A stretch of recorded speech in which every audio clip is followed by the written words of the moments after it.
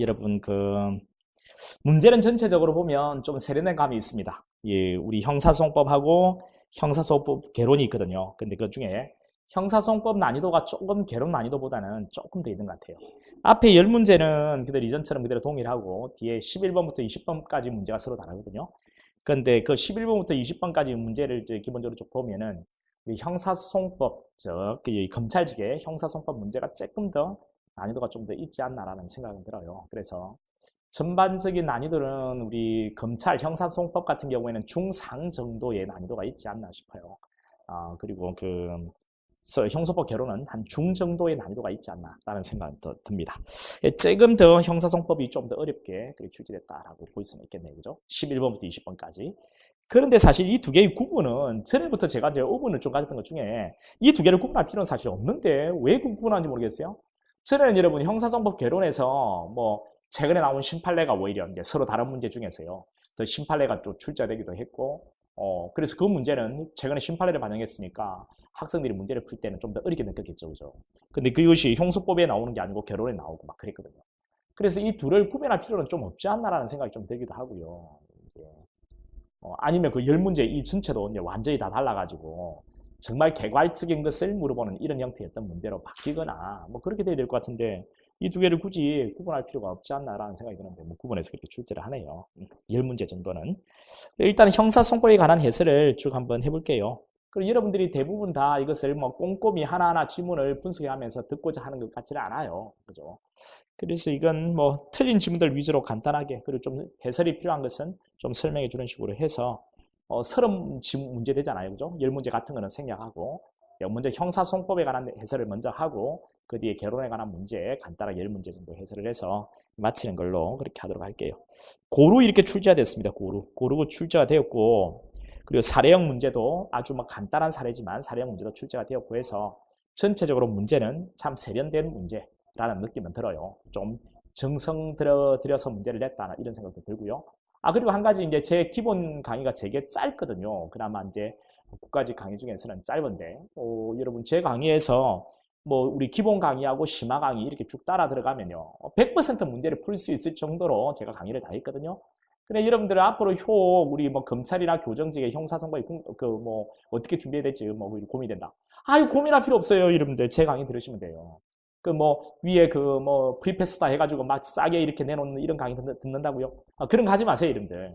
이제 법원하고 검찰을 같이 이렇게 하는 그런 직렬 있잖아요. 법원, 검찰 같이 하는. 그런 강의 듣지 마세요, 여러분들. 그런 형소법, 형법 듣지 마세요. 그런 형법은 내가 논외로 하고 형소법 듣지 마세요. 제 형소법 들으세요. 우리는 거의 법원직이 없어요, 여러분들. 법원직이 있으면 제가 조금 필요한 부분들을 언급해 주는데 법원직은 없고 검찰, 이제 교정 그런 학생들이 주로 듣는데요. 철도 보안도 다 같은 거죠. 예, 보호관찰도 같고요. 그런데 이런 데들이 주로 듣는데 정말 이제 가장 작은 분량으로 여러분 시험에 충분히 100% 커버되게끔 강의를 해요. 그러니까 그런 강의하고 비할 바가 안 되고요. 그런 강의하고 비교하는 것 자체가 저는 이제 조금 그래요. 서울에서도 제가 강의를 하는데 서울에서도 지금 이제 경찰이 이제 일단 이 과목은 많잖아요. 많은 학생들 데리고 강의하고요. 그다음에 우리 검찰 이쪽은 제가 여기서 우리 한국공무원학에서 강의를 하는데 여러분 소송법만은요 그 어떤 강사보다 제가 특화되어 있습니다. 특화되어 있고 우리 시험에 이런 적합하게 아주 쉽게 강의를 진단해 드려요. 적은 양을 가지고서. 그러니까 그런 프리패스 이런 걸 끊으면 모든 강의를 들을 수 있고 저렴하다 하더라도요. 어차피 이 과목을 빠른 시간 내에 뭔가 점수를 확보해 보고 싶다 하면 제 강의를 선택해서 들으세요. 그게 훨씬 여러분에게 좋으니까요. 그거는 제가 비할 바가 안 돼가지고요. 다른 강사도 그렇게 이야기할지 모르겠지만 내 강의를 한번 들어보고 하라고요. 이제 제 강의가 훨씬 더 좋을 겁니다. 여러분에게. 너무 좋으니까 제가 여러분에게 이렇게 말씀드리는 거예요. 제가 쟤를 이렇게 홍보하는 것은 이렇게 제가 잘한다는 이런 이야기를 잘 못하는데요. 잘한 것 같습니까? 그게 아니고 너무 안타까워서 그래요. 안타까워서. 그런 강의보다는요. 훨씬 좋을 거예요. 여러분 시에 들어보면. 정말 제가 여러분에게 필요한 내용만 쉽게 전달해 드리거든요. 딱 시험에 나오는 내용만. 아마 수업을 쭉 따라와 봤던 친구들은 쉽게 문제를 풀었을 건데요. 아주 쉽게. 그러니까 그렇게 하지 마시고요. 제 강의를 한번 따라와 보세요, 여러분들. 자, 일단 해설 들어갈게요. 자, 1번. 다음 사례에 대한 설명으로 옳지 않은 게 뭐냐? 경찰은 절도범 현행범을 체포하면서 상위 주머니와 수입품을 수색하여 지갑과 노트북 한 대를 압수했다. 그 이후에 노트북은 피해자 소유인 것으로 확인하여 돌려줬다가 추가 수사의 목적으로 다시 임의제출받았다라고 되어 있는데 1번에 노트북 한 대를 이미 제출받는 과정에서 제출에 임의성이 있었다는 점에 대한 검사가 입증이 된다. 그렇죠.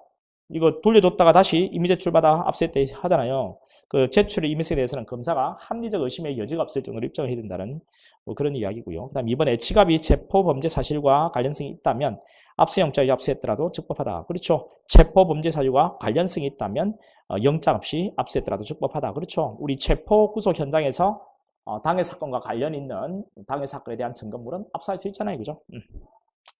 체포 구속 현장에서 압수의 검증은 영장이 필요 없잖아요. 그 다음에 3번에 현행범 체포 과정에서 적법하게 압수한 것이라도 계속 압수할 필요성이 있으면 압수한 때부터 4팔이나 4호 압수 영장을 받아야 한다라고 했는데요. 청구만 하면 되죠, 이분들. 발부받을 필요까지는 없잖아요. 청구만 하면 돼요.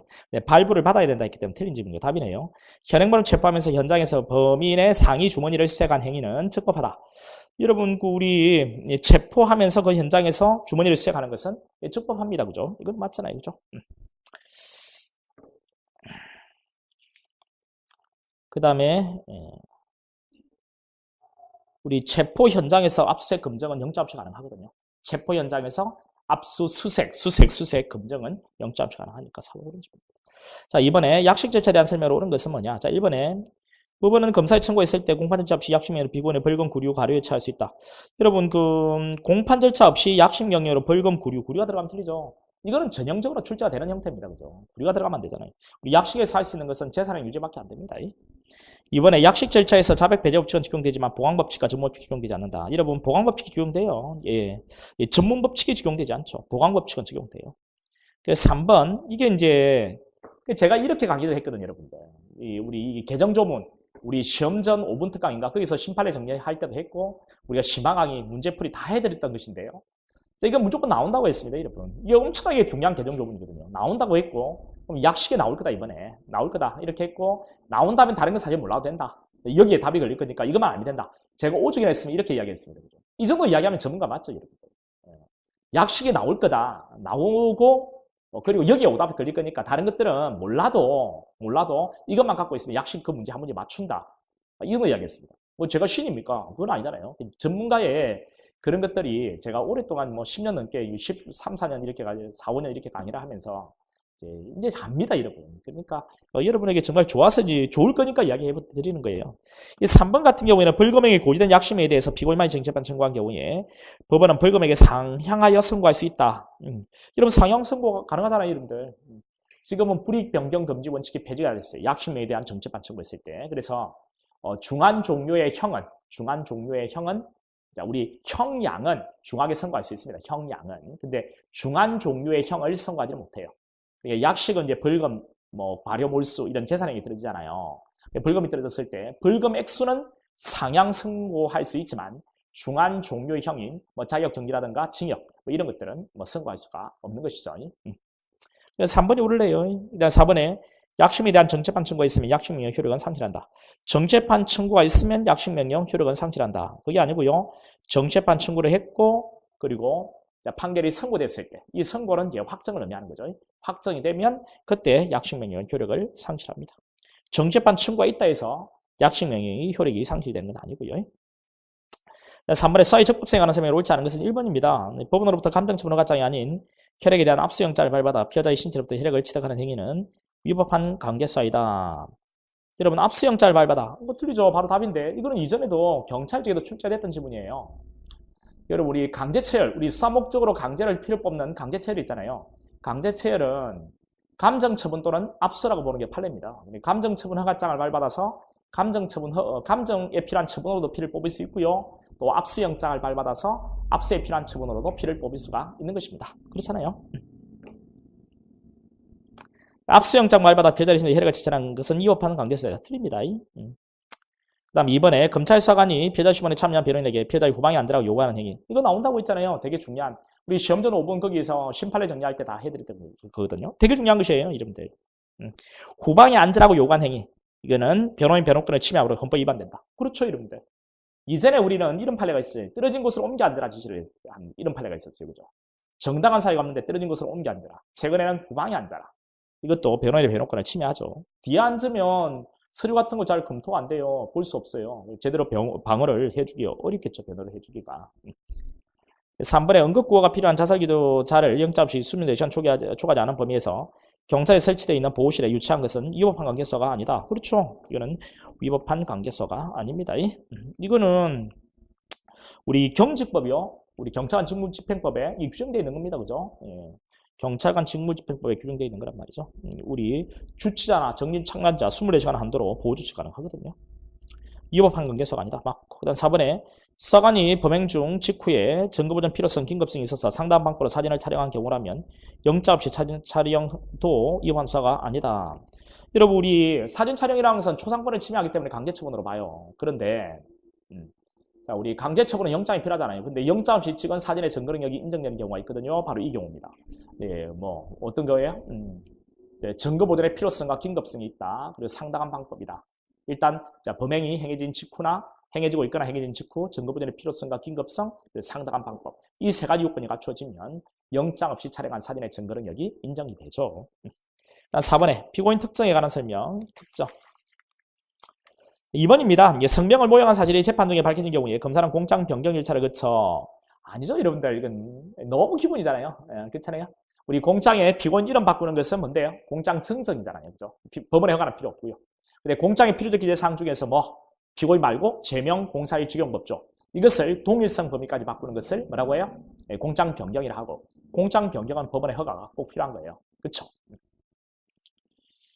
나머지는 다 옳은 지문이고요. 그 다음에 형사성 구조에 관한 설명 옳지 않은 것은 여러분 이 5번 같은 문제는 아주 특색 중에 하나인데 이 검찰 있잖아요. 검찰, 교정 이쪽 직렬에서는 물어봐요. 근데 경찰 쪽에서는 좀처럼 물어보는 영역이 아니거든요. 우리 수송 구조에 관한 이야기. 근데 이것도 너무 간단하게 제가 이야기를 다 해드렸던 건데 여러분 소추기관 재판기에 분리된지 여부에 따라 규문주의와 타렉주의로 구분된다. 여러분 우리 소추기관 재판기관이 분리되어 있는 거 소추기관과 재판기관이 분리되어 있는 거 이것을 뭔데? 이게 탄핵주의라 하고요. 소추기관과 재판기관이 동일한 거. 이것을 우리 규문주의라고 합니다. 그죠? 규문주의. 그러니까 분리되는 것을 탄핵주의. 소추기관과 심판기관이 분리되는 것을 탄핵주의. 분리되어 있지 않은 것을 규문주의라 하잖아요. 그죠? 규문주의라 하잖아요. 그러니까 소추기관 재판기에 분리되는지 여부에 따라서 규문주의, 탄핵주의로 구분된다. 됐죠? 분리되는 것을 뭐라고 한다고요? 분리되는 것을 소추기관과 재판기에 분리되는 것을 이것을 탄핵주의. 분리되어 있지 않은 것을 규문주의. 이전에는 우리도 규문주의였습니다, 여러분. 우리 사극이랑 이런 거 볼 때, 사극 볼 때, 우리 재판하잖아요. 역모를 깨느냐, 막 이렇게 하고 재판하잖아요. 이때 어떻던가요? 소추기관하고, 그 다음 재판기관이 분리되어 있던가요? 누가 소추를 하고, 그리고 재판하는 사람 따로 있고, 재판받는 사람 따로 있고, 이들과 티격태격 싸우는 거 지켜보고, 자, 재판하던가요? 그렇지 않죠. 이게 소추기관과 심판기관이 같죠. 우리 사극을 보면.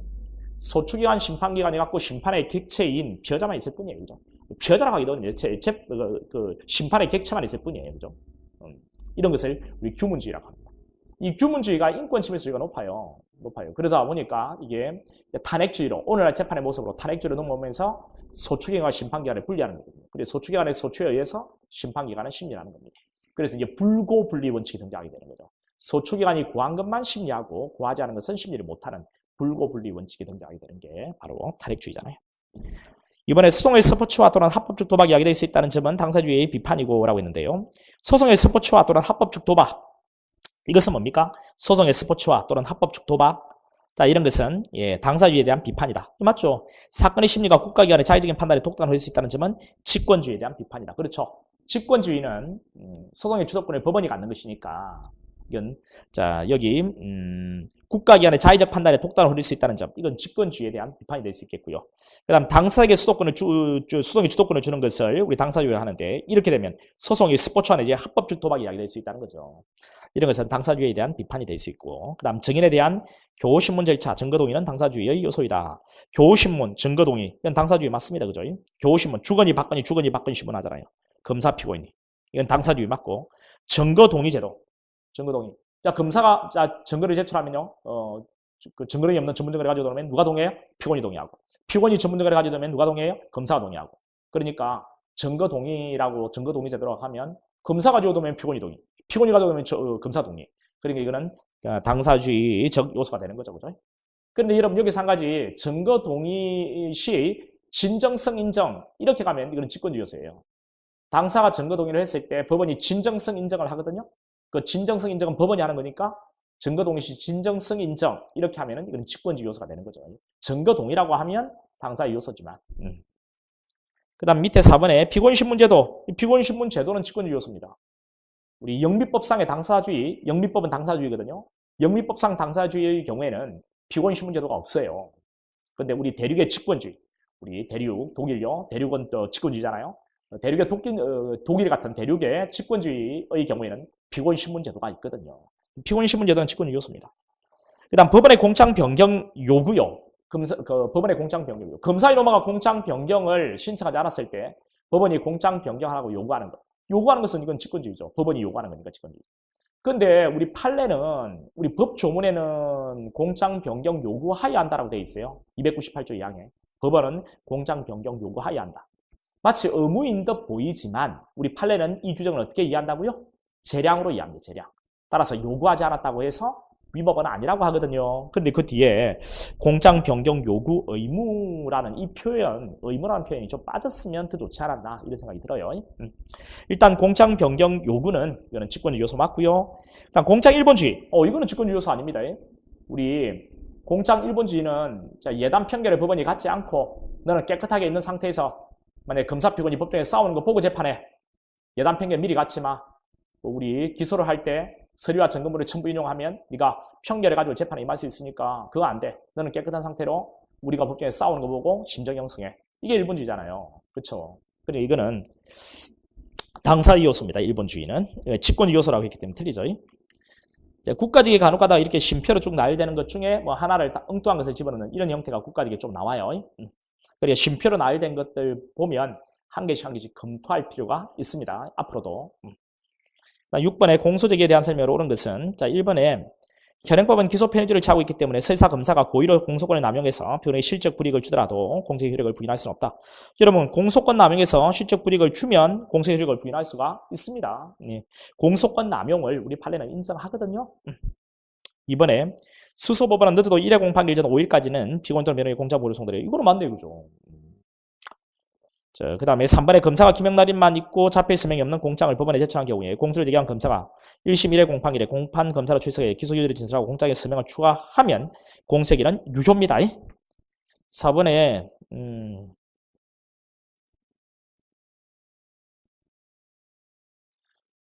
그 다음에 여러분 검사가 기명날인만 있고 잡혀있을 서명이 없는 공장을 법원에 제출했다. 기명날인만 해도 돼요. 여러분. 기명날인만 해도 돼. 우리가 지금은 기명날인 또는 서명으로 되어 있거든요. 그리고 기명날인만 해도 돼. 나중에 이 판례는 이게 판례 사안인데 나중에 서명까지 추가했어요. 그럼 공소기일은 유효입니다. 4번에 동일한 사건에 대해서 동일한 법원의 이중으로 공소가 되게 된 때에는 법원으로서는 후소에 대해서 공소가 결정해야 한다. 여러분 우리 하나의 사건이 동일 법원의 이중 기소가 되면 동동판이라고 했죠. 공소야 판결을 종결합니다. 그런데 여기는 공소야 결정이라 했기 때문에 틀리죠. 여러분 공소야 결정은 뭔데요? 관할의 경합입니다. 근데 하나의 사건이 여러 개의 서로 다른 법원에 기소가 된 거죠. 수개의 법원에 기소되는 거예요. 이런 경우에는 심판하게 된 법원이 정해지면 심판하지 않게 된 법원은 공소야 결정으로 종결하죠. 이게 관할의 경합의 문제잖아요. 공소야 결정은. 동일 사건이 동일 법원에 이중 기소가 되면 이때는 두 번째 기소된 것은 뒤에 기소된 것은 공소야 판결로 끝내고요. 동일 사건이 서로 다른 수개의 법원에 이중 기소됐을 때 만약에 하나의 사건이 단독에도 가고 합의도 들어가면 합의부가 재판하고요. 단독은 공소야 결정을 끝내고 하나의 사건이 여러 개의 단독에 들어가면 먼저 기소받은 법원이 재판하고 뒤에 기소받은 법원은 공소야 결정을 끝냈잖아요. 이렇게 하나의 사건이 여러 개의 서로 다른 법원에 기소가 됐을 때 이때 공소야 결정을 끝내는 거고 하나의 사건이 동일 법원에 이중 기소가 되면 공소야 판결을 끝내죠. 그렇죠? 다음 7번 불이익 변경 금지 원칙에 관한 문제인데 1번에 피고인만 상고심에서 항소심 판결을 파기 사건의 항소심에 항소한 경우에 항소심 판결보다 중한형을 선고할 수는 없다. 그렇죠. 상소심에서 재판할 때뿐만 아니라 파기 환송된 경우에도 불이익 변경 금지 원칙은 적용되잖아요. 그 다음 2번에 피고인만 항소한 항소심 판결에 대해서 검사만 상고한 경우에 상고심에서도 불이익 변경 금지 원칙이 적용된다라고 했는데 이것도 옳은 질문입니다. 자, 피고인만 항소한 항소심 판결에 대해서 검사만 상고를 했대요.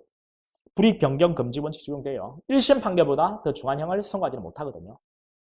3번에 1심에서 사문서 위조로 벌금형의 선고를 받은 피고인만 항소한 항소심에서도 동일한 공소에 대해서 법정에 벌금형이 없는 사서명 위조가 인정되었다면 항소심법원은 불이익 변경 금지 원칙에도 불구하고 벌금형을 선고할 수는 없다. 벌금형 불이익 변경 금지 원칙에 의해서 벌금형을 선고할 수가 있습니다, 여러분. 벌금형을 선고할 수밖에 없겠죠. 이게 뭐냐면은 여러분, 자, 사문서 위조는 재산형과 그 다음에 벌금형이 선택형으로 들어가 있어요. 그 재산형하고 그 다음에 자유형하고 재산형, 즉 벌금 재산형이 선택형으로 규정되어 있다고요. 이렇게 선택형으로 이렇게 규정되어 있으면, 재산형이 선택형으로 되어 있으면 우리 약식규소 가능하잖아요. 그럼 약식규소를 했습니다. 약식규소 했더니 사문서 위조의 약식명이 발령이 돼요. 벌금이. 정지판 청구했다. 정지판 절차에서 보니까 이게 사문서 위조가 아니고 사서명 위조인 거예요. 사문서 위조가 아니고. 근데 사서명 위조는 형벌에 자유형밖에 없다고요. 근데 이때 공장 변경을 동의성 인정되면 공장 변경할 수밖에 없잖아요. 공장 변경을 하게 되면은 그러면 자, 자유형밖에 없는 사서명 위조 이거 인정할 수 있는가? 인정할 수 있습니다. 예, 중한죄는 인정해도 되거든요. 중한죄는 인정해도 되거든요. 근데 중한형은 선고하지 못하잖아요. 근데 법정형에 자유형밖에 없고 재산형이 없는데 그러면 어떻게 하느냐? 그래도 불이익변경 금지 원칙은 법정형에 없는 형을 선고하게 하는 힘도 있습니다. 자유형을 선고할 수는 없고요. 이거는 불이익변경 금지 원칙에 따라서 자유형은 선고할 수 없고 재산형을 선고할 수가 있는 거죠. 벌금을 선고할 수가 있습니다. 없다 했으니까 틀리죠. 4번에 징역형이 집행유예가 확정된 사건에 대한 재심에서 원형 판결보다 주형을 경하게 하면서 집행유예를 없앤 경우에 여러분 징역이 집행유예가 확정된 사건에 대한 재심에서 원 판결보다 주형을 경하게 하면서 집행유예를 없앤 경우 우리 재심에서도 불이익변경 금지 원칙이 적용되잖아요. 근데 집행유예를 없앴답니다. 집행유예를 없앴대요. 원 판결 그 형보다 주형은 경하게 하면서 집행유예를 없앴대요. 여러분 이거 마치 이런 겁니다. 여러분 여기 징역 그 1년에 집행유예가 만약에 2년이다. 근데 이것이 뭐로 바뀌었다고요? 지금 재심에서도 불이익변경이 적용되잖아요. 자, 징역 10달. 만약에 이렇게 갔다. 이게 불이익변경인가? 우리 많이 했던 거죠. 여러분. 자, 여기 있는 이 집유는 어떤 집이라고요? 무사히 도과할 수 있다고요. 무사히 도과하면 형 선고 자체가 빵일이 됩니다. 빵일. 빵일이 뭐로 갔다고요? 10달로 갔으니까 불이익변경이 되겠죠. 마치 이렇게 문제를 푸셔야 됩니다. 불이익변경 금지 원칙에 개입이 된다. 이거 옳죠. 그 다음에 전문법칙에 대한 설명을 옳은 것은 갑이 도둑질을 하는 것을 보았다라는 의뢰 바른 사실은 A가 법정에서 증언한 경우에 의뢰 명예훼손 사건 자 그러니까 이게 이거는 이거죠 여러분들 갑이 이 도둑질 절도를 하는 것을 이제 보았다고 자, 누가 이야기했다 했습니까? 누가? 을이 바른 사실은 을이 보았다고 바른 사실을 A가 이야기하는 거죠. 자, 이때 여러분 법정을 제가 두 개 그려볼게요. 여기에 갑의 절도 사건을 재판하는 법정이라고 한다면 이 절도를 목격한 것은 누군데? 이거는 을이죠. 자, 을의 이야기를 누가 하는 거예요? A가 하는 거니까 이것은 이거 경험자고 경험한 것을 전해드는 것을 이야기하는 거니까 이거 뭔데요? 이게 절도에 관한 이야기죠. 자, 원진술 이것이 지금 요정사실이 되어 있다면 이거는 전문증거 맞습니다. 전문증거 맞아요. 갑의 절도 사건에서 A가 이야기하면 전문증거 맞다고요. 그런데 자, 을에 누구에 대한요? 자, 갑에 대한 명예훼손의 법정이다. 그러니까 갑이 절도 안 했는데 절도했다고 A한테 이야기하면 을은 지금 누구? 자, 갑의 명예를 훼손한 거잖아요. 갑의 명예를 훼손한 거죠. 갑의 명예를 훼손한 거니까 이 명예훼손을 하는 그 현장에 지금 자, A가 이것을 체험한 경험자죠. 목격자예요, 목격자 이야기하는 거니까 이거는 뭐가 돼? 원본 증거. 본래의 진술 증거가 되고 전문증거가 되는 게 아니죠. 그러니까 자, 여기에 A나 똑같은 말을 합니다. 어린애한테 그러더라. 갑이 갑이 절도를 하는 것을 보았다 하더라. 똑같은 말을 해도 지금 증명을 요하는 사실이 무엇이냐에 따라서 자, 전문증거가 되기도 하고 원본 증거도 되기도 해요. 됐죠? 명예훼손 이 법정이니까 이런 원본 증거가 되는 것입니다. 전문법칙이 적용된다. 전문 증거로서 적용된다. 틀리죠? 을의 명예훼손 사건이라면 전문 증거가 되는 건 아닙니다. 원본 증거예요. 따라서 전문법칙이 적용되지는 않아요. 갑의 절도라고 한다면은 이때는 전문 증거가 되고 전문법칙이 적용되겠죠. 이번에 조사 과정에 참여한 통역인 정은은 검사권 피해자 신문의 실적 진술을 증명할 수 있는 수단으로서 영상 녹화를 그 밖 객관적 방법에 해당한다 볼 수 없다. 이게 답이네요, 여러분. 이게 16년도 나온 판례 중에 제일 중요한 판례였어요. 우리 영상 녹화물 기타 객관적 방법. 이 객관적 방법은 영상 녹화물에 준하는 과학적 기계적 방법을 의미하는 거잖아요. 따라서 조사관 통역인의 증언은 여기 들어가지 않아요. 2번 맞고 답이에요. 그 다음 사용자성 공동피곤에 대한 피해자심조서를 의리법정에서 진정선임 및 내용을 인정한 경우에 공동피곤인 갑이 그 피해자심의 진정선임 및 내용을 인정하지 않더라도 갑에 대해 증거 능력이 있다. 여러분 지금 갑에 대해서 증거 능력이 있다 하면 갑이 피곤이죠. 여러분 사용자성 피해자심조서는요. 자기 것이든 공범 것이든 전부 다 3일이죠. 사망이 적용되고 당해 피고인 또는 변호인이 내용 인정해야 돼요. 지금 갑이 내용을 인정해야만 증거로 쓸 수 있는 거죠. 사용자성 공범에 대한 공동피고인 을에 대한 피해자심조서도 갑이 내용을 인정했을 때 갑의 범죄의 증거력이 인정돼요. 됐죠? 그래서 3번 틀리고요. 자, 4번에 의사가 작성한 진단서는 업무상 필요에 의해 순차적 계속적으로 작성하는 것이고 그 작성에 특히 신빙할 만한 정황에 작성된 문서이므로 당연히 정의 있는 서리라 할 수 있다. 아니죠, 여러분들. 사인인 의사가 작성한 진단서는 323조 1항의 진술서입니다. 우리 군의관 작성 진단서는 어떻게 돼요? 군의관. 이렇게 가면 우리 공무원 작성 문서니까 315조가 되겠죠. 공무원 작성 문서. 근데 사인인 의사가 작성한 진단서는 이건 진술서입니다. 9번의 증거 개시에도 옳지 않은 건 쭉 가가지고 여러분 너무 쉽죠. 이것도 3번이죠. 여러분 거기 검사가 공소된 사건에 관한 서류 또는 물건의 목록에 대해서 국가안보 증인 보일 필요성 중대한 사유가 있는 경우를 제외하고 일람사가 거부할 수 있다. 조금 꼬아내긴 했는데요.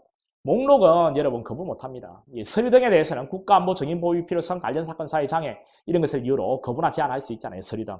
목록에 대해서는 거부를 못합니다. 아무리 국가안보 등의 사유가 있다더라도 목록에 대해서는 거부를 못해요. 그래서 3번이 틀렸죠. 그 다음 10번 문제. 변호인에 대한 설명으로 옳지 않은 것은 변호인. 이것도 너무 쉬운 거예요. 우리 변호인에 대해서, 변호인이 우리 선임권자에 대한 이야기잖아요. 너무 쉽잖아요, 이건. 경찰직에도 이 최근에 나왔던 거거든요. 근데 징계를 가리지 않고 출제됐던 내용을 한번 점검해 볼 필요가 있어요, 이름들.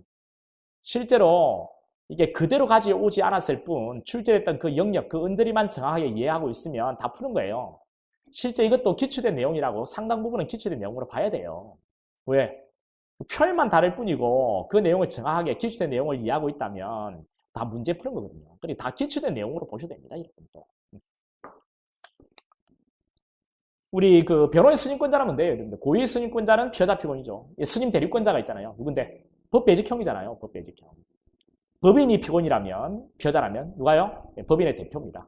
혹 이들로부터 위임받은 자가 스님할 수 있습니까? 없잖아요. 이 구역이잖아요. 스님권을 위임받은 자도 스님할 수 있다 틀려요. 안 됩니다. 나머지는 어려운 게 없어요, 여러분들. 거기에 빈곤이요, 빈곤. 스님할 수 없다고 인정할 여지가 충분한 경우에 빈곤을 해 변호인 스님할 수 없다고 인정할 여지가 충분하다. 특별한 사항이 없는 한 국선을 선정 결정해야 한다는 것도 맞고 이해가 상반되면요 동일한 국선을 선정할 수는 없는 거잖아요. 위법하죠, 그죠? 만약에 동일한 국선을 선정해서 변론을 했다면 이거는 위법하고 맞고 어느 한 놈에 대한 유리한 변론이 다른 놈에게 불리한 결과를 초래한다면 이거는 이해가 상반되는 경우예요. 그러면 우리 규칙에 동일한 국선을 선정할 수 없다 했잖아요. 그럼 동일한 국선을 선정해서 만약에 변론을 했다면 이게 위법하죠, 맞고. 4번에 구속전 피해자 신문 변론이 없는 경우에는 직권으로 변론을 선정하고 기각된 경우를 제외하고는 1심까지 효력이 있다는 것도 맞죠. 그 다음 11번 간접증거. 예, 옳지 않은 것은 여러분 너무 쉽죠. 이것도 1번, 2번, 3번은 전형적인 것입니다. 다 나왔던 것이고요. 그 4번에 간접증거에 의해서 주요 사실 전제가 되는 수개의 간접사실을 인정할 때는 하나하나 간접사실 사이에 모순 저촉이 없어야 할 정도까지는 요구되지 않으며 모순 저촉이 없어야 할 정도가 요구됩니다. 모순 저촉이 없어야 돼요. 그 간접사실 인정할 때 하나하나 간접사실에 대한 모순 저촉이 없어야 됩니다. 예, 여기 없어야 할 정도까지 요구되지 않으며 라고 했기 때문에 틀리죠. 다음 12번에 공장기재사항 등에 관한 설명으로 옳지 않은 것은 이거 1번 같은 경우는 정말 많이 했던 거죠. 그죠? 여러분 이 포괄일제는 제가 이렇게 강의를 또 해드리고 하거든요. 포괄일제는 여러 개의 부분행위를 통쳐서 하나의 범죄를 하는 겁니다. 근데 포괄일제는 개개 뭐뭐 해야 된다면 틀리다라고 기억하라고 있죠. 전체 포괄적으로 뭐뭐 해야 된다라고 하면 맞아요. 한번 이야기해 볼까요? 제가 이렇게 정리도 해드리는데 일단 공사일 특정 있잖아요. 이게 이 문제죠. 공사일 특정, 개개행위를 특정할 필요 없어요. 전체적으로 특정하면 되거든요. 우리 포괄일제를 기소할 때 공사일 특정 말이죠. 그 다음에 또 뒤에 나오는 것이 뭐냐면은 우리 공소시효 있잖아요. 포괄일제는 개개행위마다 시효를 기산한다면 틀려요. 최종행위 끝났을 때 이 전체 범위가 끝난 거니까 이때부터 시효를 기산한다는 거. 그 다음에 여기 개별적으로 시효를 기산한다면 틀리죠 또. 그 다음에 우리 공장 변경 있잖아요. 개개행위마다 동일성을 따진다. 틀려요. 얘는 개개인마다 동일성 여부를 따질 필요 없어요. 우리 공장 변경은 동일성이 유일한 요건이잖아요. 근데 개개인마다 동일성 여부를 따질 필요는 없는 거죠. 왜? 여러 개의 부분 행위를 통째서 하나의 범죄를 하는 거니까. 그렇죠? 여기 이제 개개인마다 동일성 여부를 따진다. 이렇게 하면 틀려요. 그 다음 저 뒤에 포괄일자를 유죄를 때릴 때 유죄 판결서에 범죄될 사실을 적거든요. 주문이 나오고 그 다음 이후에 범죄될 사실, 그 다음 이 범죄를 인정하게 된 증거 요지, 그 다음 법령, 적용한 법령, 그 다음에 조각사를 정하면 이에 대한 판단, 가감사를 정하면 이에 대한 판단을 짓게끔 되어 있잖아요. 거기에 범죄될 사실에 포괄일자는 개개인을 특정할 필요 없거든요. 전체적 포괄일자로 특정하면 되거든요. 그렇죠? 그러니까 여기도 만약 개개 특정이 된다면 틀려요. 이렇게 해서 포괄일자는 개개 뭐뭐 해야 된다면 보통 틀립니다. 근데 딱 한 군데 개개 뭐뭐 해야 된다라고 하는 게 옳은 부분이 하나 있어요. 개개, 이게 옳은 게 있다고요. 어디예요? 상습범 포괄일자를 자백했을 때 보강증거 있잖아요. 보강증거는 개개인마다 보강제가 필요합니다. 여기는 개별적으로 보강제가 필요하다는 것을 기억해야 돼요. 이렇게 딱 5군데를 정리해드렸다고요. 5군데 기억하기 어렵다라고 한다면 이 5군데만 시험에 나오니까 딱 하나만 기억하자. 상습범 포괄일자 보강증거만 개별적, 나머지는 개개라고 하면 틀리다. 이렇게까지 내가 정리해 준단 말이죠. 이렇게. 어떻게 틀리겠어요? 1번 보세요, 여러분들. 거기에 포괄일자의 경우 공소장 기재함에 있어서 검사는 그 전체 범행의 시기, 종기, 범행 방법, 범행 횟수, 피해가 합계, 피해자나 상대방을 기재하는 것으로 족하지 않고 포괄일자를 이룬 개개 범죄 사실 모두 특징들을 기재하냐. 바로 땡, 바로 다. 됐죠? 그러니까 뭐 나머지는 또 너무 쉬워요. 그쵸? 거기. 뭐 2번 같은 경우에 동일한 사실관계에 대해서 양립할 수 없는 직용법조 직용을 주의적 예비적 구하는 사안에서 예비적 공사만 유죄를 인정되고 그 부분에 대해 피고인만 상소한 경우에 주의적 공사실이 상조의 심판 대상에 포함된다. 그렇죠. 예비적 공사실을 유죄를 인정했을 때 이거 상소를 제기하면 그 주의적 공사실도 같이 상소의 심판 대상이 됩니다. 우리 예비적 폐기일적으로 기재하면 그 전체가 상소의 심판 대상이 돼요. 이런 거 다 했던 기억나지? 다 설명했잖아요. 그렇죠. 그 다음에 3번에 공장 직용법조의 기재에 오일한 누락이 있는 경우라 할지라도 이로 인하여 피고인의 방어에 실적 불이익을 주지 않는 한 공세력이 영향이 있고 법원에서 공장 변경 절차를 갖지 않고 공장이 되어 있는 법조를 적용할 수도 있다. 그렇죠.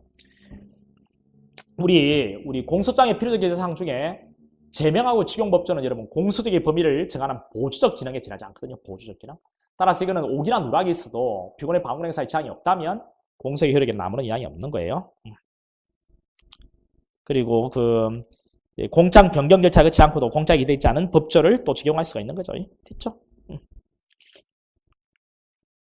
다음에 4번의 현행법규는 공장 일본주의도 불구하고 공장에 변호인 스님서 긴급체포서 구속장서를 첨부하도록 하고 있다. 그렇죠? 우리 일본주의라는 것은 어떤 것이든 첨부나 인용이 안 된다는 것은 아니에요. 편견을 불러올 우리가 있는 것들이 첨부 인용이 안 된다는 것이거든요. 그럼 편견을 불러올 우리가 없다면 첨부나 인용은 돼? 안 돼? 되죠. 그래서 우리 형소규칙에 뭐 여기 변호인 스님서 긴급체포서 구속장 등의 서류를 첨부하도록 되어 있잖아요. 다음 13번 위수정에 관한 문제인데 위법한 절차에 수립된 증거의 증거력을 부정하는 증거법칙으로 형소법의 명문으로 규정하고 있다. 그렇죠, 여러분. 이게 2007년에 수송법에 명문화됐습니다. 2007년에. 그 전에는 이론상 인정되고 있었죠. 2007년에 수송법이 명문화되어 있었어요. 근데 2007년에 명문화되기 전에는 여러분, 학설은요, 우리 통설은 진술, 비진술을 가리지 않고 위수정을 다 인정했었죠. 이론상. 그런데 우리 2007년에 명문화되기 전에는 우리 판례는 위수정 배제 법칙을 진술 증거에 대해서는 인정을 하면서 비진술 증거에 대해서는 증거물에 대해서는 인정하지 않았었어요. 왜? 형질, 형상, 불변론이라는 판례 이론이 있었잖아요. 그죠? 적법하게 수집한 증거든, 위법하게 수집한 증거든 그 증거의 형질과 형상이 동일하다. 따라서 증거로서의 가치가 동일하다. 그래 증거력이 인정된다라고. 증거물에 있어서는 위수정을 인정하지 않았거든요. 그런데 2007년에 이제 위수정 배제 법칙이 명문화되면서 적법 절차에 따르지 않고 수집한 진술, 비진술 가리지 않고 모든 증거의 증거력을 부정하는 규정이 명문화되니까 2007년 11월에 전원합의체 판결을 통해서 증거물에 대해서 위수정을 인정하지 않았던 형질, 형상, 불변론을 폐기를 해요. 네, 그때부터는 이제 학설과 동일하게 증거물에 대해서도, 즉 비진술 증거에 대해서도 위법 수입 증거 배제 법칙을 판례가 인정하게 이르게 되었죠. 그 내용입니다. 그래서 이번에 위법 수입 증거 배제 법칙은 진술 증거, 비진술 증거 모두에 적용된다. 맞죠? 다음 수사기관의 절차 위반 행위가 적법 절차의 실적 내용을 침해하는 경우에 해당하지 않는다면 법원은 예외적으로 위법하게 수집된 증거를 유죄 인정의 경우로 사용할 수 있다. 그렇죠? 자, 위법하게 수집한 1차, 2차 증거 전부 다 증거를 못하는 게 원칙이에요. 그런데 이 위법이 아주 경미한 위법이라면 적법 절차의 실적의 내용을 침해하는 경우가 아니다. 아주 사소한 경미한 위법이라면 자, 이거는 증거를 인정합니다. 그죠? 예외적으로 그 이야기잖아요. 4번에 여러분 이거는 사생활 영역에 관계된 증거랍니다. 사생활 영역. 절취된 업무일체의 절취, 훔친 업무일체. 개인이 위법하게 증거를 확보했죠. 이것을 국가기관에 제공을 하는 거예요. 이걸 증거로 쓸 수 있는가? 자, 이거는 비교 형량을 합니다. 비교 형량. 공익과 어떤 침해되는 사유. 비교 형량을 해서 공익실을 위해서 증거 제출을 허용하죠. 이 판례 사안도 공익실을 위해서 증거 능력을 인정했던 사안입니다. 위법하다. 틀리고 답이네요. 그 다음 14번. 소송의 무효, 추안에 대한 설명으로 옳은 것만을 모두 고른 것은 이라고 되어 있는데요. 기억번에 1심 법원이 공장 부분을 피고인 또는 변호인에게 송달하지 않은 채 공판자가 진행됐다면 그 공판자에 이루어진 소송에는 효력이 없다. 피고인 또는 변호인의 이의가 없더라도 추안도 인정되지 않는다라고 되어 있는데 이건 어때요, 여러분들? 피고인 또는 변호인의 이의가 없더라도 추안도 인정되지 않는다. 여러분 그 공장 부분을 피고인 또는 변호인에게 송달하도록 되어 있어요. 이거는 왜? 방어권 보장을 위해서 그렇습니다. 공장 부분을 송달해가지고 미리 방어 전략을 짜서 재판에 임하라는 것이거든요. 이 방어권 보장을 위해서 그래요. 그런데 송달하지 않은 채 공판이 진행됐대. 그 소송에는 효력이 없지. 근데 피고인 또는 변호인이 이의가 없다면 추안이 인정된다라고 하는 게 판례예요. 이의가 없다면. 이의가 없더라도 추안도 인정되지 않는다 했기 때문에 틀리죠. 미연번에 변호인 스님 신고 이전에 변호인 사안 소송 행위라고 하더라도 소송제자 동적 발전 승계를 고려하여 변호인 스님 신고에 의한 추안이 인정될 수 있다. 여러분 우리 변호인 스님의 추안이라고 하는 거잖아요. 이 변호인 스님의 추안은 우리 판례를 인정하지 않습니다. 여러분. 그쵸? 뭐 판례가 한 3개 정도 보이잖아요. 여러분. 정식재판이요. 우리 약식명에 대한 정식재판. 우리 청구기간 지나서 이제 일단 청구기간 내에 아직 스님도 되지 않은 자가 정식재판 청구 제출했어요. 정식재판 청구기간 지난 뒤에 변호인 스님사 들어왔던 사안도 하나 있고요. 항소이유서 아직 변호인 스님 되지 않은 자가 항소이유 제출했어요. 항소이유서 제출기간 지난 뒤에 변호인 스님사가 들어온 이런 사안도 있고요. 그 다음 상고이유서도 그렇습니다. 이 상고이유서.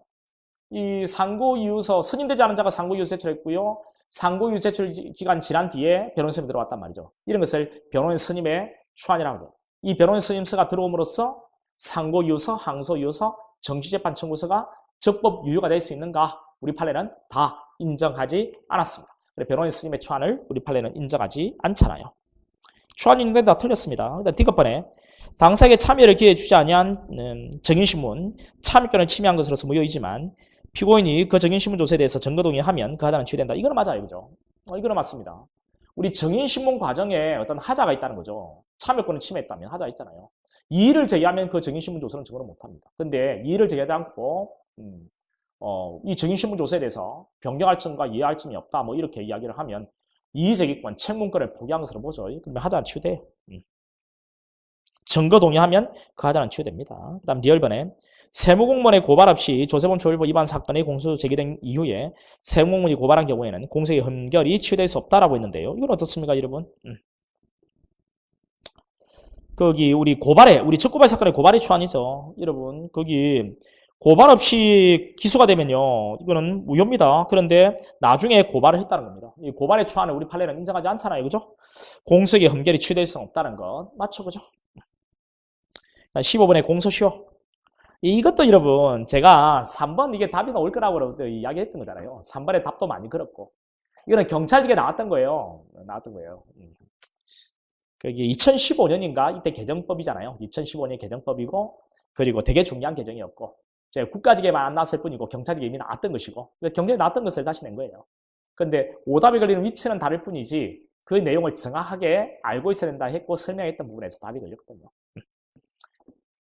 일단 1번은 맞고요. 너무 쉽죠. 그 다음 2번이요. 결과적 가중법은 중앙결과 발생한 때부터 시효가 진행한다는 것도 맞고요. 그 다음 3번에 사람을 살해한 범죄 종법은 제외입니다. 이 포함이라 하면 틀리잖아요. 제외 좋고요. 사형에 달한 범죄에 대해서 공소의 적용을 배제하는 소송법 규정은 이 규정 시행 후에 범한 범죄에 대해서만 틀리죠. 이 법 시행 전에 범한 범죄로서 아직 시효가 완성되지 않은 범죄에 대해서 소급돼요. 아직 시효가 완성되지 않은 범죄. 완성된 범죄에 소급된다면 틀려요. 완성되지 않은 범죄까지는 소급이 돼요. 적용돼요. 3번 틀리고 답이네요. 그 다음에 4번에 우리 그 공범 1위를 기소하면 시효 정지되는 것은 기소하는 공범에 대해서 미치잖아요. 이때 이 공범은 뇌물 공여와 뇌물수와 같은 대양범은 여기서 말하는 공범이 아닙니다. 그죠? 어떤 공범 말하는 거예요? 형법 총칙상의 공범을 말하는 거죠. 하나의 구승요건을 놓고 여러 사람이 같이 이 구승요건을 나누어서 이렇게 구승요건적 행위를 이제 충족한 경우에 구승요건적 행위를 실행한 경우에 그 중에 일부 행위를 한 자를 기소했다. 그럼 그룹만 시효가 정된다는 것은 공범끼리 불합리가 있으니까 이 전체 공모에 대한 시효를 정리한다는 것이고 뇌물 공여와 뇌물 수수와 같은 것은요. 이거는 강학상에는 이 공범이라고 이야기하지만 각각은 자기의 어떤 구성요건을 자기가 구성요건 행위를 각각 독자적으로 하는 거잖아요. 이런 공범 여기서 말하는 공범이 아니에요. 16번에 피고인 출석 예비에 대한 설명을 옳지 않은 것은 이거는 경찰직보다 국가직에서 좀 많이 물어보는 내용이죠. 장기 3년 이하의 징역 또는 검거 다역 500만 원 초과하는 벌금 구류 피고인이 불출석 시간 신청을 하고 허가하는 경우에 인정신문과 선고 기회를 제외하고 피고인 출석을 개정할 수 있다. 그렇죠? 항소심에서 피고인 적법한 공파기일 소환장을 받고도 정당 유지 공파기일에 1회 출석하지 않은 때 피고인이 판결할 수 있다. 틀리죠? 여러분 항소심에서 피고인이 안 나오면 다시 공판기를 잡아야 돼요. 다시 정한결에 또 안 나오면 즉 연속으로 2번 안 나오면 그때 피고인 출석 없이 재판 가능하죠. 그렇죠? 왜? 항소심의 심리 지연을 막기 위해서. 근데 이거는 1회 출석하지 않은 때 바로 진술에 판결할 수 있다는 것은 틀립니다. 연속 2번이에요. 3번 같은 경우에도 소초법 이야기다. 그죠? 사형무기 장기 10년 이면 징역 금고에 해당하는 사건을 제외하고 1심 공판제에서 피고인에 대한 송달불능 보호사 접수한 뒤 6월이 경과하도록 소재를 확인할 수 없다면 우리 소재 탐지 촉탁을 하잖아요. 근데 소재를 확인할 수 없다면 자, 우리 공시송달에 의해서 소환장을 송달합니다. 공시송달이라는 소환을 2회 이상 받고 2회 이상이니까 그 숫자를 포함하는 거죠. 2회 이상 받고 출석하지 않으면 피고인 출석 없이 판결할 수 있는 거잖아요. 2회 공송달 후에 골석재판 진행할 수 있다. 맞죠? 이런 것을 골석재판이라고 하잖아요. 4번에 법정형 다액 500만 원 이하의 벌금 과료에 해당하는 사건에서는 법원이 피고인을 소환하는 경우에 피고인을 대신하여 대리인 출석하게 할 수 있다. 여러분 500만 원 이하의 벌금과 과료 이때 법원이 피고인을 소환하는 경우 피고인을 대신하여 대리인 출석하게 할 수 있다. 이게 대리인 출석 가능하잖아요. 이게 피고인 출석 재판 가능하고 이때 대리인 출석하게 할 수도 있죠. 다음 17번에 다음 각각의 경우에 법원이 어떤 재판을 해야 하는지 옳은 것만으로 연결된 것은 우리 소년법상 보호처분은 이게 뭔데? 공기판이죠. 그 다음 헌재 위헌 결정은 무죄고요. 그 다음 다른 중요한 증거 발견되지 않았음에도 다시 공소를 제기하면 공기판이잖아요. 너무 쉬운 거죠. 여러분 18번에 공장 변경에 대한 설명을 옳지 않은 것은 미수를 예비 업무로 당연히 공장 변경 거쳐야 돼요. 그 다음 상고심 파기완송돼서 항소심에 들어오면 공장 변경 허용되죠. 상고심에서 안 되는데 파기완송되어서 항소심으로 다시 돌아오면 공장 변경은 되죠. 3번에 공장 변경으로 공차를 예비적 택일죄로 추가하는 경우에도 동의서 인정되는 한도에 적용된다. 그렇죠. 여러분 이것은 좀 조심하셔야 돼요. 여러분들. 예비적 택일적 기재 있잖아요. 이 예비적으로 택일적으로 공소를 제기할 때는 수개의 범죄 사실 예택 기재 가능하다는 우리 수송법 규정이 있습니다. 254조 5항이죠. 수개의 범죄 사실 적용법대로 예택 기재 가능하다. 여기에 우리 전원합체 우리 판례 입장은 동의성 인정되지 않은 수개의 범죄도 예택 기재 가능하다는 입장이에요. 이거는 최초 공소를 제기할 때 이야기예요. 여러분 공장을 변경할 때도 예비적 택일적으로 공장 변경이 가능한데 이때는 동일성이 인정돼야 됩니다. 왜? 공장 변경의 유일한 요건은 동일성이기 때문에 예비적 택일적으로 공장 변경할 때는 동일성이 인정돼야 돼요. 그 이야기. 이거는 공장 변경에 관한 이야기죠. 4번에 동일한 범죄 사실에 대해서 포괄일죄로 기소된 것을 법원이 공장 변경 절차 걷지 않고 실적 경합범이 있는 수재로 인정하는 것은 허용되지 않는다. 여러분 우리 포괄일죄 경합범 포괄일죄 우리 죄수평가를 달리할 때는 공장 변경이 필요 없다는 이야기를 누차했잖아요. 그죠? 네. 이거는 공장 변경 절차 걷지 않고 허용되지 않는다 했기 때문에 틀린 지분이 되는 거죠. 됐죠? 그리고 이런 문제들이 여러분 쭉 보면은 우리 뒤에 교정보다는요. 우리 형소법 개론 교정보다는 뒤에 10문제가 좀 난이도가 있어요. 여러분들. 이제 19번인가요? 예, 상소에 대한 설명을 옳은 것은 이라고 되어 있는데, 예, 몰수 추징에 관한 불법만에 불복되는 사람 상소를 제기한 경우에 상소율이 그 몰수 추징 부분에 한정된다. 아니죠. 몰수 추징은 그 불가분적으로 결합되어 있어요. 주형과. 몰수 추징관 상소 제기하면 이전에는 부적법이라 했고 기각했었습니다. 근데 이게 전원합의체로 바뀌었잖아요. 이 적법한 상소기를 다뤄야 되고 상소 불가분 원칙에 의해서 전부가 2심 심판 대상이 된다라고 바뀌었거든요. 한정된다 틀리잖아요. 이번에 적법한 공소야 판결, 면소 판결에 대해 피고인은 무죄를 정하면 상소할 수 있다라고 했는데 여러분 이건 어때요? 공기판 면소에 대해서 무죄를 정하면 상소를 제기할 수 있다. 여러분 그 우리 형식 재판에 대해서 무죄 정한 상소는 원래 안 돼요. 근데 예외적으로 한 게 면소 판결요, 무죄 정한 상소가 되는 경우가 있죠. 뭔데요? 폐지 실효된 형벌 관련 법령이 당초부터 위헌 무효다. 이런 경우에는 위헌이니까 당초부터 무죄를 때려야 되는데 만약에 면소를 때렸다면 이 경우만은 무죄를 정한 상소가 되죠. 이런 것까지 같이 기억해두면 되죠. 경합범 관계는 수개공사에 대해서 일부 유죄, 일부 무죄, 검사만이 무죄분에 대해 상소를 제기했다면 피고인을 위해서 피고인이 항소하지 않으면 유죄본도 심판할 수 있다? 없어요. 검사가 무죄만 올리면 이것만 2심되고 이것만 심판돼서 이것만 파기된다는 게 일부 파기설이 우리 판례 입장이죠. 물론 전부 파기설이라는 학설이 있기는 해요. 근데 우리 다툼이 있으면 판례화라고 했잖아요. 유죄부분 심판할 수 없습니다. 이따 틀리고요. 그 다음 4번에 상고본은 필요한 경우에 특정 사항에 관하여 변론을 열고 창문 유서를 드릴 수 있다. 이거는 뭐 여러분 우리 소송법 규정이잖아요.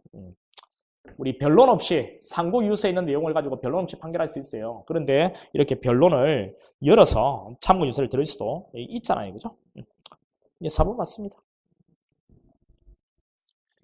그 다음에 20번 공판절차에 대한 설명으로 옳지 않은 것은 재판 공개 원칙은 검사의 공소 제기 절차는 적용되지 않으므로 공소가 제기되기 전까지 피고인이 그 내용이나 공소의 여부를 알 수 없었다거나 피고인의 소송기록 열람 등 사건이 제한되어 있었다고 하더라도 공소 절차가 헌법 위반된다고 할 수 없는 거다. 그렇죠. 재판 공개의 원칙은요. 공소의 절차에 적용되지 않으므로 공소 제기할 때는 적용되지 않아요. 우리 재판 과정을 공개한다는 거죠. 이번에 검찰 측에 보관하고 있는 불기소 결정서는 이거는 공개 대상이 될 수 있죠. 없다 해서는 틀리네요. 이전에 나왔던 거잖아요. 1번은 나왔던 거고.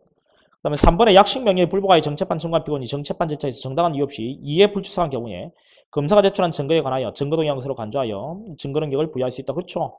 이제 약심에 대한 정체판 절차에 피고인이 연속으로 두 번 안 나오면은 그때는 피고인 출석에 판결할 수 있고요. 이 판결할 수 있다는 건 증거수사 가능하잖아요. 피고인 출석이 증거수사 가능한 경우에 증거 동의가 간주가 되는 것. 그 이야기죠. 이것도 많이 나왔던 거죠. 4번에 1심에서 위법한 공송달 결정에 투자바 공장 부본과 공판결 소환장에서 송달하고 피고인실 재판을 진행한 위법이 있는데도 항소비 직권으로 1심 위법을 시정하는 조치를 취하지 않은 채 1심 조사 채택한 증거들에 기하여 검사 항소 위반을 판단한 것은 법률 위법이 있다. 뭐 당연한 이야기고요. 그런 식으로. 자, 이렇게 해서 일단 형소법은 끝났고요. 뒤에 우리 형소법 개론이라는 게 있습니다, 여러분. 교정직 시험에. 여기 보면은 그 11번 문제, 10번까지는 동일하고 11번 문제 잠깐 볼게요. 이건 좀 난도가 좀 떨어져요, 여러분들. 10번까지는 동일하고 형소법 개론이라 되어 있는 거. 거기 보면 11번에 최측 기피에 대한 설명이 나오는데요. 여러분 3번입니다. 기피 신청, 인용 결정, 기각 결정에 적시항고 있겠다. 틀리죠? 기피 신청, 기각 결정에 대해서는 적시항고 되지만 인용 결정에 대해서는 불복이 안 돼요. 그렇잖아요. 쉽게 나왔잖아요. 그 다음에 12번에 감정사에 대한 설명을 옳지 않은 것은 1번이죠. 피고인이 본래 범위를 가지 않은 자에 대해서 사견이 사설 기락에 있어서 범위를 일으켜 행위한 것으로 인정된다면 무죄 판결. 여러분 우리 범위 유발의 감정사는 기소를 하면 공소기 절차가 법률의 규정에 위반하여 무효, 공기판으로 종결해요. 무죄 판결. 이거는 참 많이 나왔던 것입니다. 그렇잖아요. 그 다음에 13번 같은 경우 기판력 또는 일사부대리효. 여기에는 4번에 약식에 대한 기판력의 시적 범위는 도달시 아니죠. 우리 약식 명령 기판력의 시적 범위는요. 심리가 가능했던 최후 시점이 언제? 발령시입니다. 우리 약발이라 했잖아요. 약발. 오징어 했으면 우리 약발은 여기가 지금 대구거든요. 여기가 대구야. 대구에는 양령시라는 데가 있어. 양령시에 우리 약정 골목이 있고 뭐 이렇게 한약 이렇게 제조하는 그런 골목이 있거든. 이 학원에서 가까워요. 그래서 이제 여기 내가 강의할 때 약발이 먹히기 위해서는 양령시에서 약을 지어 먹어야 된다. 뭐 이렇게까지 이야기를 했거든. 약발, 양령시. 그러니까 발령시. 썰렁하나? 썰렁하네. 내가 이야기해도. 약발이 먹히기 위해서는 양령시. 약발이 약발. 발령시지. 도달시가 아니고. 그 다음에 14번에 진술증거의 증거에 대한 설명을 옳지 않은 것은 2번이죠. 참고인으로 조사를 받으면서 서인으로부터 진술 거부를 고지하지 않았다면 그 진술 위법 수입 증거로 증거능이 없다. 이건 여러분, 이거는 우리 진술 거부권은 모든 국민에게 다 보장되어 있는 거야. 그런데 진술 거부권이 기본권이라고 해서 고지받을 권리까지 당연히 기본권이 되는 거 아니거든. 고지는 법의 규정이 있을 때 고지하는 거야. 어디에 규정이 있냐면요. 우리 피해자 신문할 때, 그리고 피고인 신문할 때 이때 고지하는 규정이 있어요. 참고인 조사할 때는 고지하는 규정이 없거든. 물론 참고인도 진술권 행사할 수는 있지. 왜? 헌법에 모든 국민에게 진술 거부권을 다 보장하니까. 근데 고지받을 권리까지 진술거부권에서 도출되는 건 아니고 고지는 법의 규정이 있을 때 고지하는 것인데 참고인 조사할 때는 뭐 고지할 필요가 없는 거죠. 따라서 위법 수입 증거로 증거를 없다 하면 틀려. 위법 수입 증거는 아니잖아요. 그 다음 15번에 자백 보강 법칙에 관한 문제인데 너무 쉬운 가장 기본적인 판례들만 제시하고 있네. 여러분 위조 신분증 이거 자백합니다. 위조 신분증 제시 행사했다라고 자백해요. 그 신분증의 해조는 자백을 보완하는 보강제가 되죠. 맞고 미연번이요. 피고인이 범행을 자인하는 것을 들었다는 피고인 한 자의 진술은 피고인 자백에 대한 보강제가 될 수 있다. 없죠, 여러분들. 우리 보강 증거는 자백을 자백으로 보강 못해요. 자백을 자백으로. 보완 증거는 자백과는 독립된 증거여야 되거든. 내가 자백하는 것을 들었다는 다른 사람이 나와서 이야기하는 것도 결국 내 자백을 이야기하는 거니까 이거는 독립 증거 아니고 보완 증거 안 돼요. 그 다음에 D급반. 즉결 심판이나 소년 보호 사건에서 피고인 자백만의 증거로 범죄를 인정할 수 있다. 이거 어때 여러분들? 즉결 소년 보호 사건. 우리 보강 법칙은요. 우리 헌법에 정식 재판에 있어서라고 돼 있거든요. 정식 재판이 아닌 절차에 있어서는 보강 법칙 적용이 안 되는 거예요. 우리 즉결이나 소년 보호 사건은 정상적인 재판의 모습이 아니잖아요. 따라서 여기에는 보강 법칙이 적용되지 않아요. 자백만으로 인정할 수가 있죠. 옳은 지문이고요. 그다음 16번은 증거능력에 관한 설명을 옳지 않은 것인데 1번입니다. 여러분 조서 말미에 피고인의 서명안이 있고 간이 없는 검사학생 피고인에 대한 피해자 신문서. 이것도 뭐 우리 다 했던 거죠. 이 다 출제됐던 것이고요. 간인이 없는 것이 피고인이 간인을 거부했기 때문이라는 취지가 조서 말미에 기재되어 있다면 그 조서의 증거능력이 인정할 수 있다라고 했는데 이거 틀립니다, 여러분. 우리 거기에 간인이 없는 것, 간인을 거부했기 때문이다. 아무리 조서 말미에 기재가 되어 있다 하더라도 증거능력이 인정할 수는 없습니다. 이거는 간인이 없으면 안 돼요. 증거를 못 해요. 구역이죠. 있다 했으니까 틀리고 답이네요. 2번도 얼마나 많이 했습니까? 자, 맞고요. 그 다음에 3번 특신상태. 특수상태 해석과 동일하다는 것도 맞고요. 그 다음에 4번에 다 심판례 정리할 때 다 했던 겁니다. 피고인이 아닌 자가 수사관에게 진술을 작성하였으나 수사기관이 그에 대한 조사관에게 기록하지 아니한 경우에 특별한 사항이 없는 한 그 진술의 증거능력은 인정할 수 없다는 건 그렇죠. 조사 과정을 기록하지 않았다면 증거로 쓸 수 없습니다. 진술서를 작성하게 한 경우에도 이 진술서도 그 조서와 동일하거든요. 따라서 조사 과정을 기록하지 않았다면 조사관의 도착한 시각, 조사를 시작하고 마친 시각, 조사 과정 진행 경과를 확인하기 위한 필요한 사항을 기재하지 않았다면 증거를 인정할 수 없죠. 됐죠? 근데 이런 문제들, 지문들을 보면은 조금 이제 고심을 해서 출제한 흔적들이 보여요. 그래서 오히려 좋습니다. 선별한 것도 좋고요. 내용들도 아주 적절한 어떤 내용들을 잘 골랐습니다. 중급의 난도는 다 있는 것 같아요. 그 다음에 17번 보석에 관한 설명을 옳지 않은 것은 이라고 되어 있는데요. 보석. 그게 4번입니다. 보석으로 석방의 피고인이 재판 중 법원의 소환에 불응한 경우에 법원은 직권이나 청구에 따라 결정으로 보전금 전부 일부를 몰수하여야 한다. 이건 틀리죠, 여러분들. 우리 몰수라는 표현을 이전에 썼었는데 지금은 몰치라는 표현으로 바뀌었죠. 2007년에. 자, 몰치. 하여야 한다라고 했기 때문에 이걸 필요적 몰치라고 하는 거예요. 이 필요적 몰치는 언제요? 확정된 뒤에 집행하기 위해서 소환을 했는데 이에 만약에 불응한다. 확정된 뒤에 집행하기 위해서 소환했는데 이때 만약에 불응한다면 그때 전부 또는 일부를 몰치하도록 되어 있거든요. 근데 이거는 뭔데, 여러분들? 재판 중이라 했잖아요.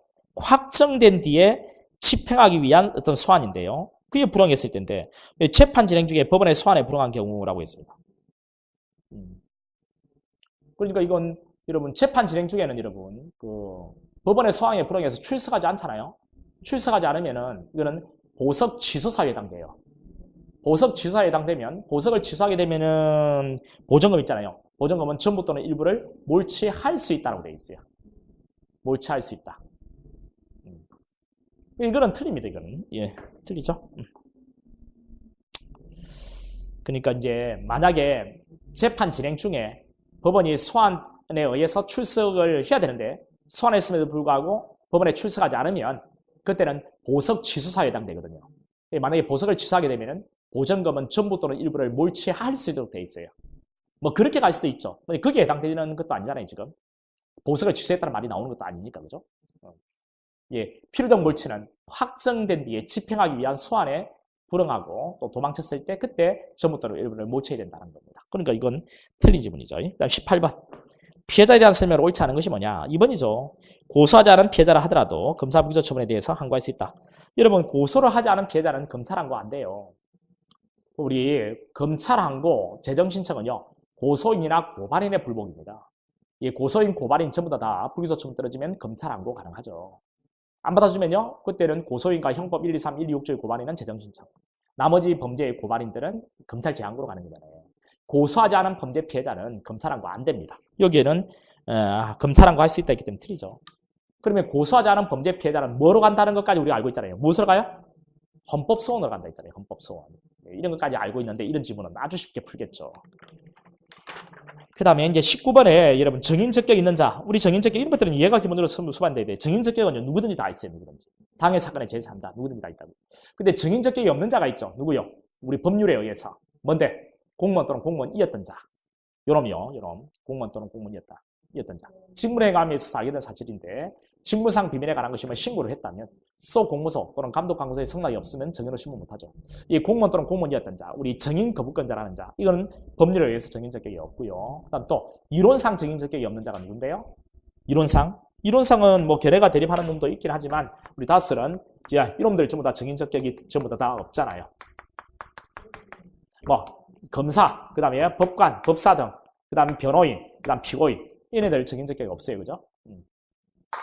물론 이 변호인하고 검사는 결례가 대립하지만 다수는 정인 적격이 없다고. 나머지는 결례 대립이 없습니다.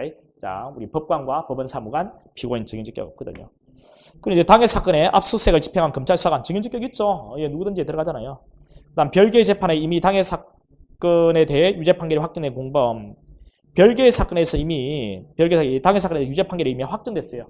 확정됐다면 정인 자격이 인정되잖아요. 유죄 판결이 확정된 공범 정인 자격이 인정되고요. 그다음 피고인의 배우자. 정인 자격 인정돼요. 정인 자격 인정되는데 배우자니까요. 뭐가 있습니까? 정인 자격 인정되고 정언 거부권을 가지게 되겠다, 그죠? 정언 거부권요. 누구든지 자기의 또는 친족 또는 친족 관계에 있었던 자, 법정 대리인, 후견 감독인의 형사책임에 대해서 정언을 거부할 수 있잖아요. 정언 거부권은 배우자가 갖겠죠. 왜? 배우자는 친족이니까요.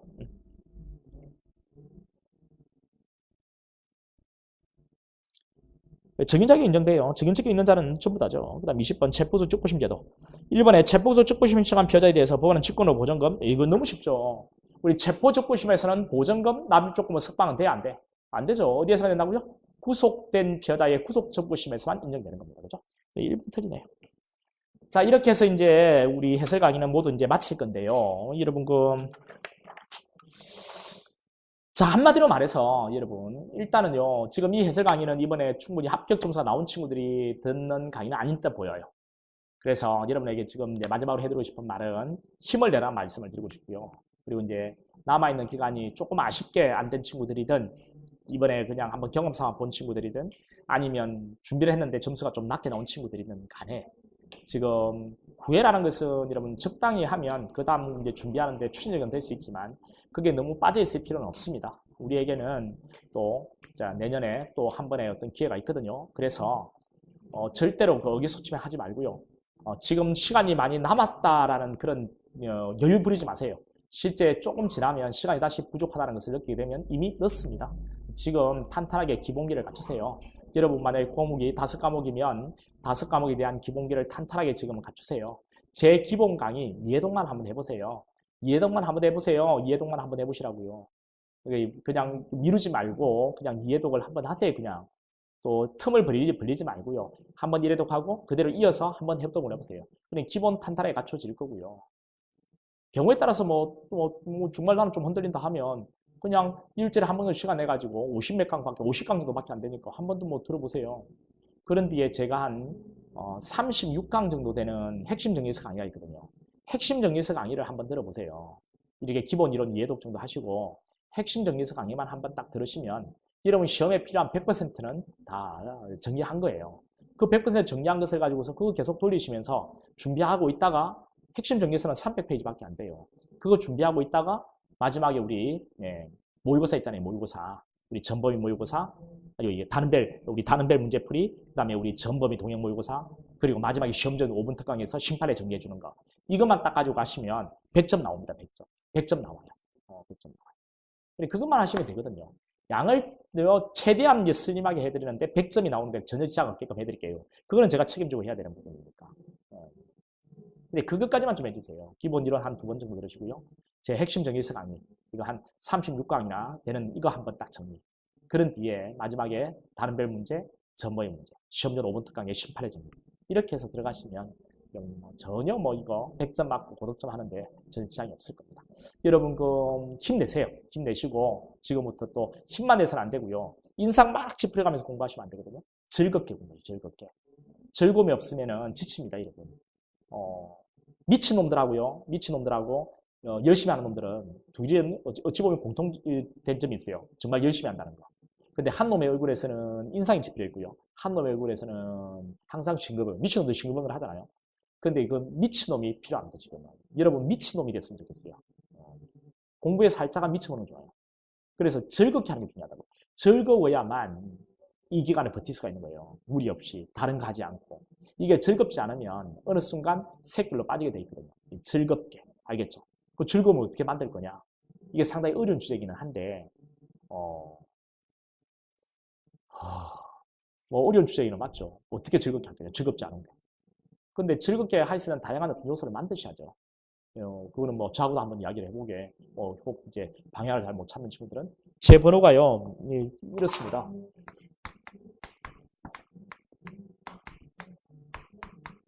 이게 제 번호거든요. 제 번호. 자, 010-9330-0844예요. 9330. 그러니까 9330-0844니까 방향을 못 잡겠다 하는 친구들은 뭐 연락을 주세요. 그러면 여러분에게 뭐 도움을 줄 수 있는 방법도 한번 같이 고민해 보게. 자, 그동안 수고했고 마치도록 하겠습니다. 수고했습니다.